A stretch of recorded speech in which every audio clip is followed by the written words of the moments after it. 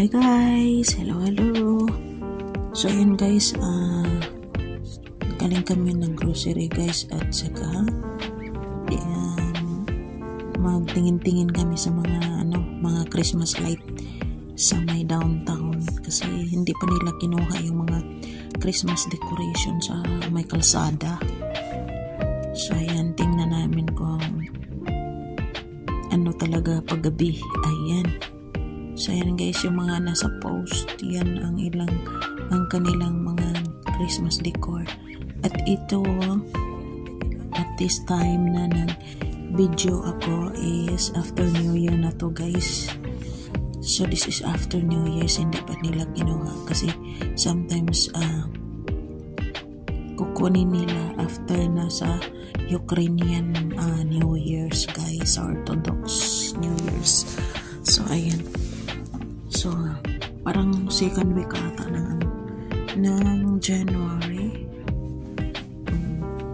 Hindi ako nagkamali. So, ayan. Mayroon pang mga bahay dito na hindi nila tinanggal ang mga Christmas lights. So, ito yung mga Christmas light decoration sa may kalsada sa main street nila. So, ayan guys. Enjoy watching lang. Ayan. Hindi naman masyado.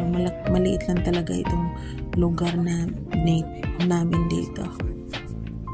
Liit-liit lang nila. Ang liit-liit lang na lugar.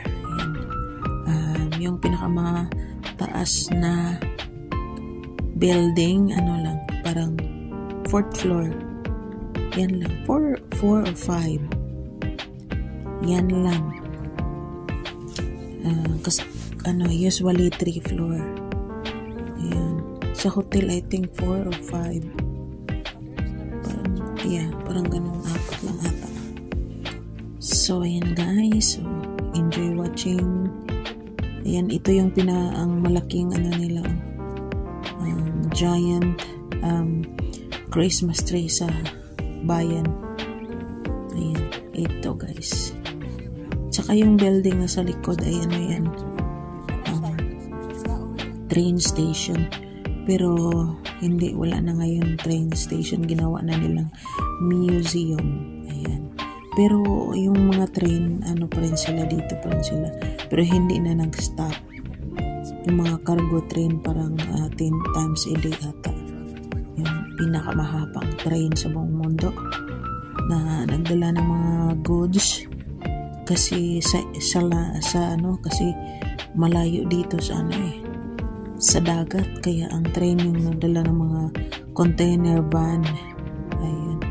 So yan ang clock nila dito guys. Ayan, maginaw-ginaw na, walang snow. Wala pang snow dito. It is